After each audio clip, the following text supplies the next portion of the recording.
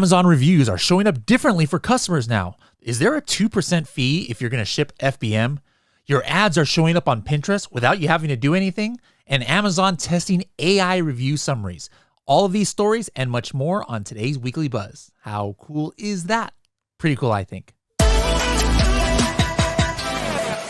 Hello, everybody, and welcome to another episode of the Serious Sellers Podcast by Helium 10. I'm your host, Bradley Sutton, and this is the show that is our Helium 10 Weekly Buzz, where we give you a rundown of all the news stories that's going on in the Amazon, Walmart, and e-commerce world, and we give you training tips of the week that'll give you serious strategies for serious sellers of any level in the e-commerce world. Let's see what's buzzing.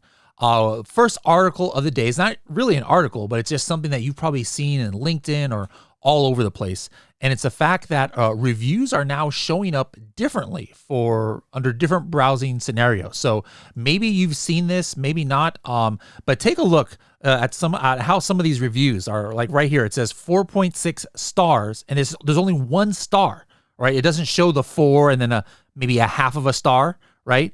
And it's in this setting, it's actually showing still the full number of reviews. Like you can see here, Manny's Mysterious Oddities had 1,838. Now this for us is kind of like dear to my heart because I'm like, wait a minute, we have the most reviews out of anybody. So it's important that people can see that we've got the most reviews, 1,838, as you guys can see right here. And then it's a big difference between this one who has only 4.6 stars and has 34 reviews. But take a look at this. Some people are seeing this test. Like here's something that one of our Helium 10 members, Shimin, posted in our Facebook group. Take a look at her search results.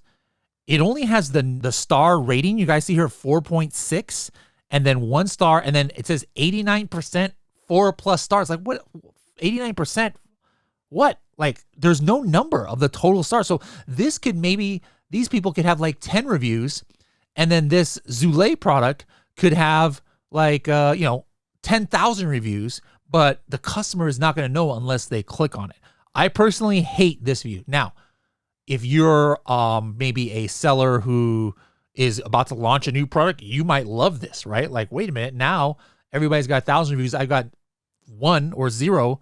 It's not a big deal anymore. But what are your thoughts? Like, which do you like? And if you also notice, there's something else that you've seen for maybe 2 or 3 weeks. You see how the name of what was searched is in bold, like in broad form. So I don't know what this person used to search, but like under coffin shelf, for example, you can see here that I searched for coffin shelf, and so coffin and then shelf and then another coffin. These are all bolded in the title. So that's actually something that's been going on for about 3-4 weeks now, and Amazon did this last year, so it'll be interesting to see is this new thing here to stay. But anyways, let me know what you guys think. Do you like any of these new views that are happening with the reviews? Let me know in the comments below. Next article here comes from CNBC, and it's entitled "Amazon Adds a New Fee for Sellers Who Ship Their Own Packages," or FBM, in other words. Now, this is something that I just want to make sure people understand. This is not 100% FBM. Like there was some miscommunication maybe with some people in the Facebook groups who are thinking that if you ship your product yourself, you now have to pay 2% for every product. No, this is only for those who are joining the new relaunched Seller Fulfilled Prime program. All right. Starting October 1st, you have to pay Amazon a 2% fee on each sale. Now, to me, this is not a big deal. Like if you're, first of all, I don't even know who's going to use, how many people can use Seller Fulfilled Prime. I mean, I can't ship things in 2 days from California to Florida. I can't ship 30% of my products in 1 day. I mean, that's insane. Like, I mean, I could, but, I would have to pay a ridiculous amount of money to FedEx and UPS for that. Of course, it's much better for me just to continue to use FBA. So if you're one of the very, very few who's going to use Seller Fulfilled Prime because you do have some amazing shipping deal, it kind of makes sense that, 2% is kind of reasonable that, hey, you get the Prime badge, you only got to pay 2%. To me, it's like a non-issue, but like all of a sudden, all these news articles were making it seem like this is some like terrible thing. Like, oh my goodness, what's going on? Amazon is ripping off customers, but I personally don't think so. Let me know what you guys think in the comments. Next article, speaking of Amazon, is from Modern Retail, and is an article entitled "Amazon Sellers Welcome Its Decision to Scale Back Private Label Brands." Now, it's interesting because this article is talking about how Amazon brands, when you see shipped and sold by Amazon, sometimes it's actually their own private label brand. They are scaling back. Like, look at this. It says Amazon is planning to drop 27 out of its 30 clothing brands, all right, including Goodthreads. I didn't even know Goodthreads was an Amazon brand, all right? So this has been pretty interesting. They've been scaling things back. And, are you in your niche? Do you have Amazon as a competitor, an Amazon brand? In Coffin Shelf, I'm not really competing with Amazon. This article had a quote from Liron Hirschkorn, who's been on the podcast before.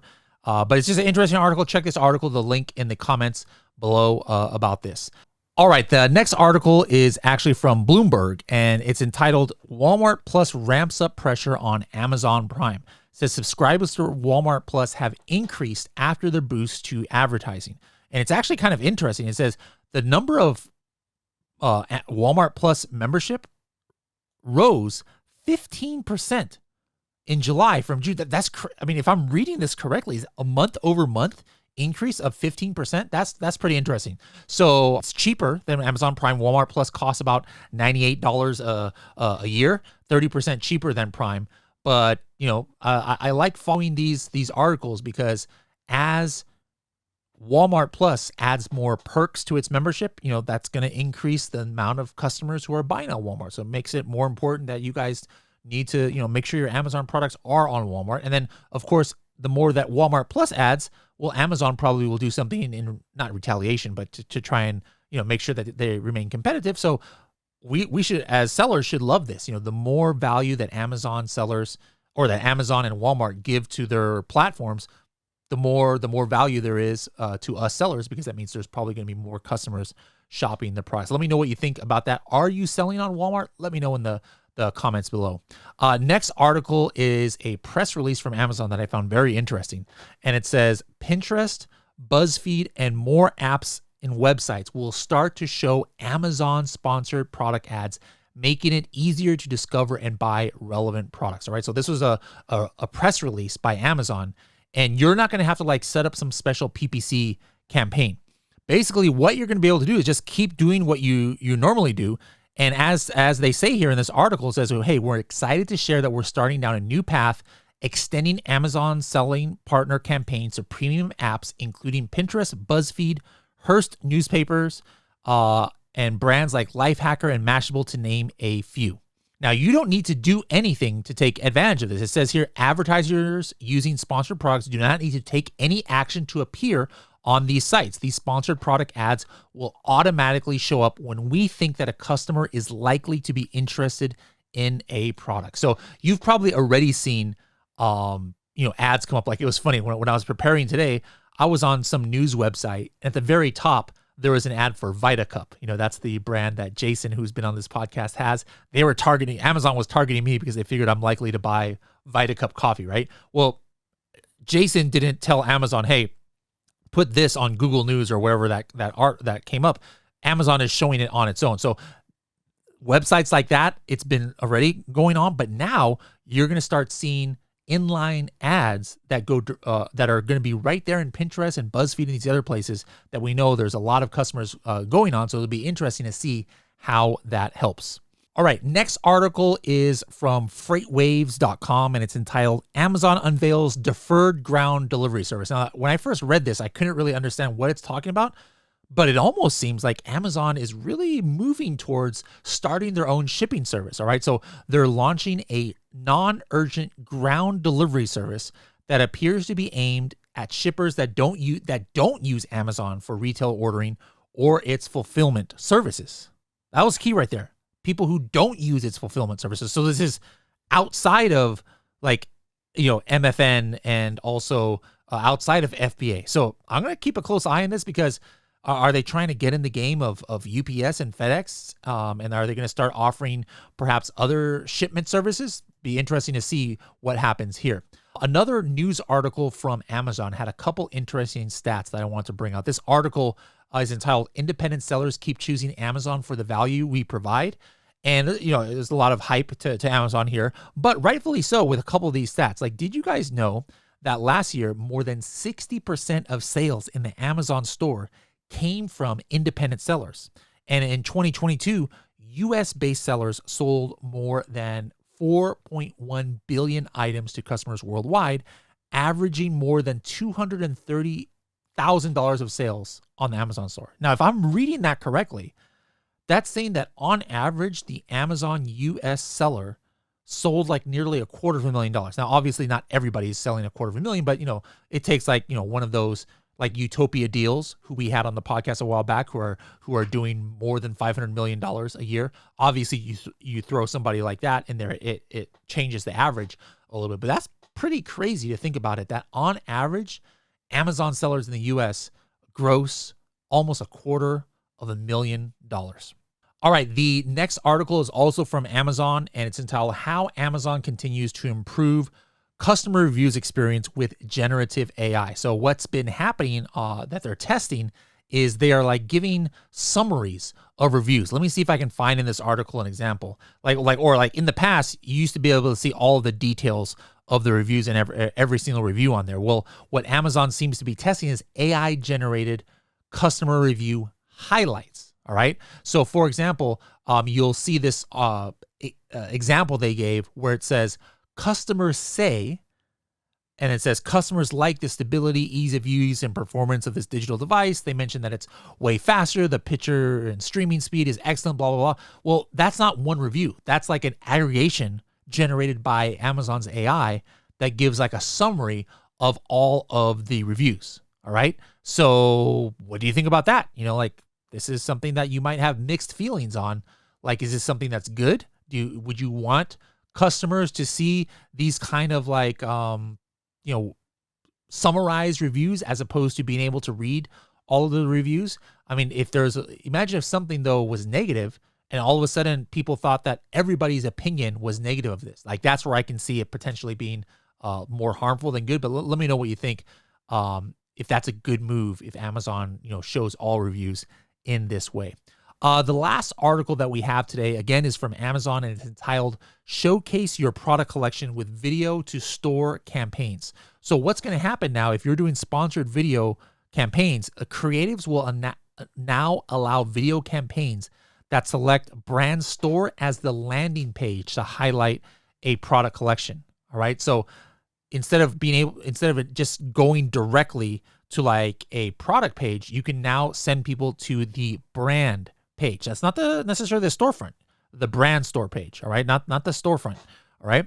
Now in the creative, if it still highlights a certain product, as you can see here, audience will still visit the respective detail page if it's linked into there. So this is just something new that if you guys are not doing sponsored brand video ads, this could be another reason to go ahead and do it. You can see an example here of this here is a video, and then on the bottom, it shows the different products that people can click on, and that's how it's going to look on a mobile browser. So let me know what you guys think of that.